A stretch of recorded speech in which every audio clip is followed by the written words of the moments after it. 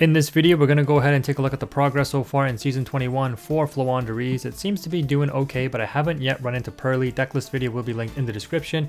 Taking a look at how things have started though, obviously I posted the Trap Trick match already, but we've taken one loss in 8 matches, so 7-1, and the one loss that I took was easily preventable. It was my misplay, but again, you take those losses, the important thing is that you learn from them. So let's go ahead and take a look at some of these matches so far.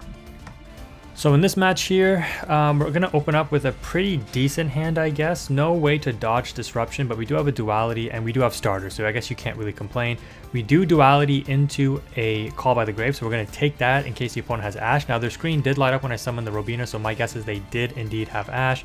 And unfortunately, I decide to get a little bit fancy here. Going for the Empin, only bringing back the Eagling because I have another Robina in hand, which is great. I can leave the other Robina banished without worrying.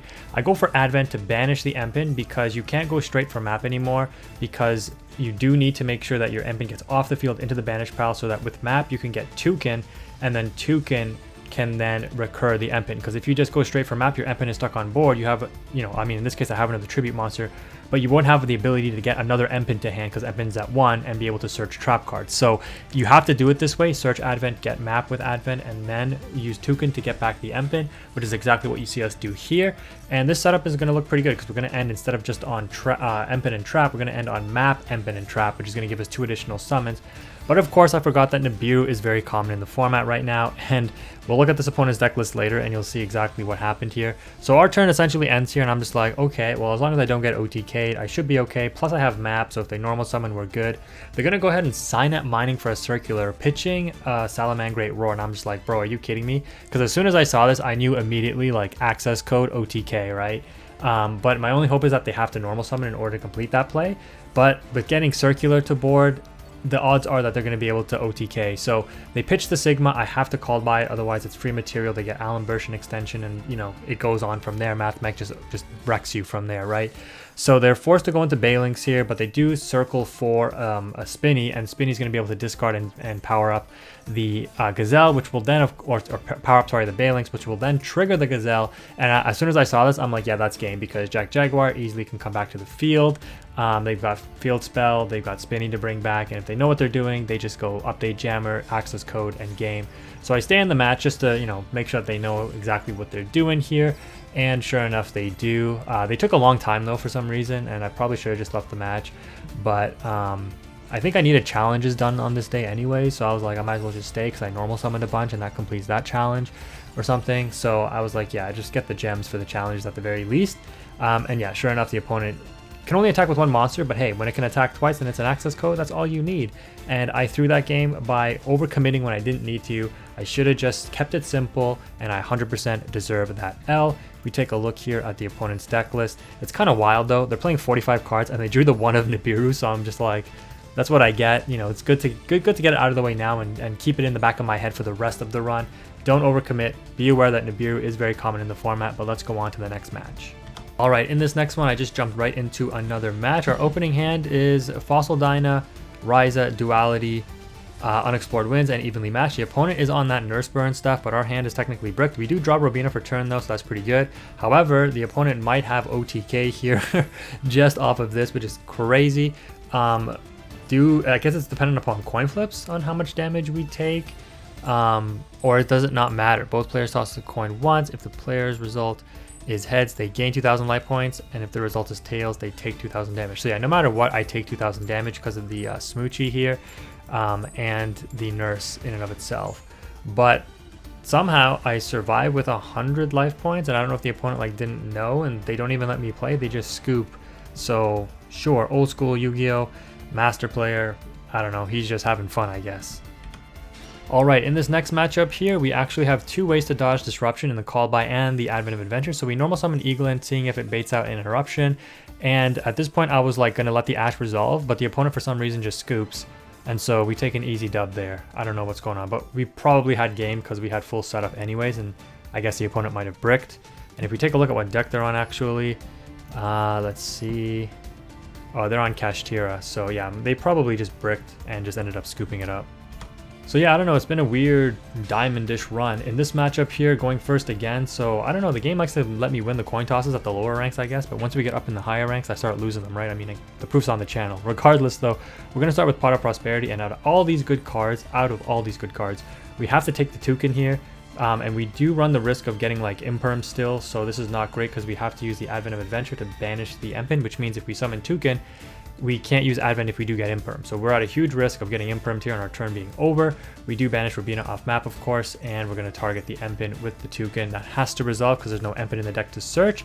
Again, Konami, could you bring Empen back to 2 or higher, please? That would be nice because our plays are easily interruptible here. Regardless, we are able to get our Empen on field and search trap card. And then again, learning my lesson, I'm just like, let's not overextend or do anything too fancy because I could have summoned the Eaglin and continued to extend. But we're just going to set 2 pass. The opponent reveals that they're on Charmers, which is interesting. Props to this guy for trying out a pretty cool deck. But unfortunately, it's not going to be enough to overcome what we're about to set up here, because at this point, we can go for the Ryza, and because they normal summon, we get normal summon off map, go for Ryza, and then the other 2 birds will be able to be used with the Dreaming Town, and we'll get Ryza spin back up to 4 cards to the top of the opponent's deck. So I think they knew, and they just ended up scooping it up. Alright, in this next matchup here, we go first, but of course we draw the triple Fossil Dyna, but again, I'm not complaining because at least I have a starter. I am super susceptible to Ash, Imperm, Droll, etc., but thankfully the opponent apparently has none of that, and we're going to be able to get our somewhat mini combo off. And the nice thing at least about this is, hey, if one Fossil Dyna gets outed, I at least have another one. So you see me actually go for map in this instance, banish trap card, and then summon Toucan to grab trap card. So this is a nice little extension that you can use in certain situations where if you see the opponent doesn't have disruption, I have a Fossil Dyna on board, which means I'm not at risk of being Nibiru'd, because this was my 3rd summon, this was my 4th summon, this would be my 5th summon, but I have Fossil Dyna stopping the Super Poly if they play it, stopping Nibiru if they play it, etc.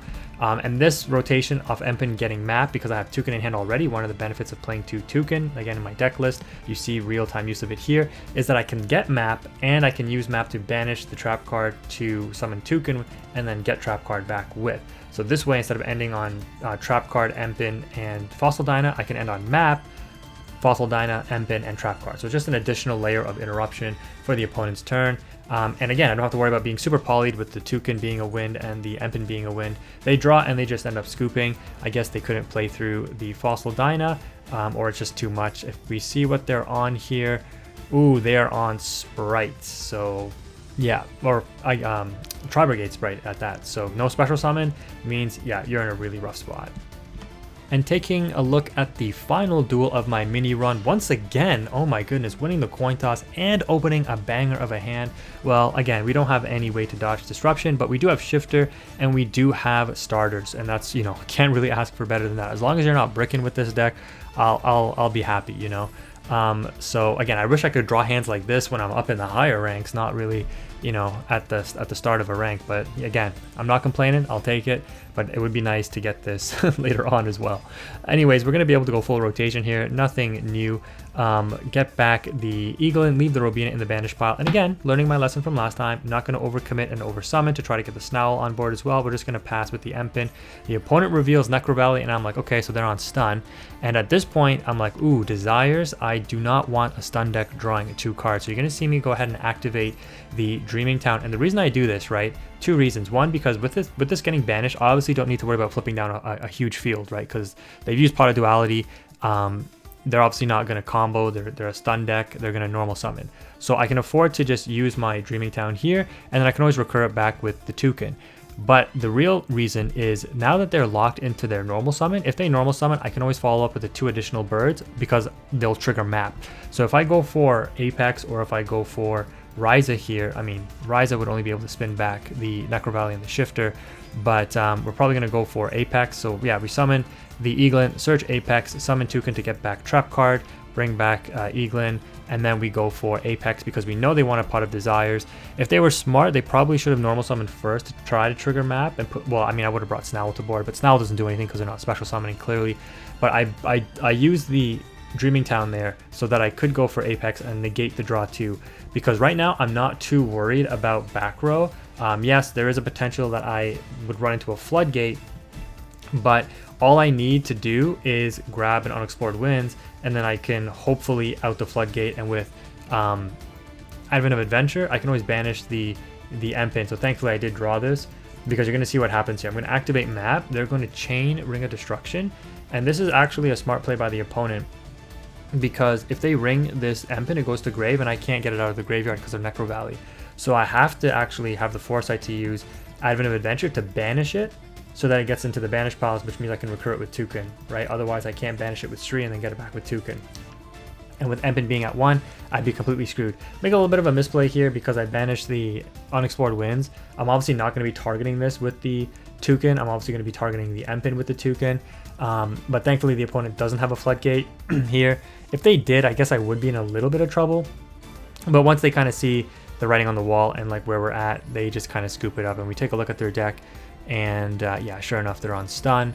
And FLOOWANDEREEZE does a pretty good job against stun. I mean, they're not actually playing Floodgates, but yeah, if they don't have the Solemn, we're going to be able to play around the Crackdown, play around Dogmatica, play around Mirror Force easily. Like, none of this stuff really impacts us all that much.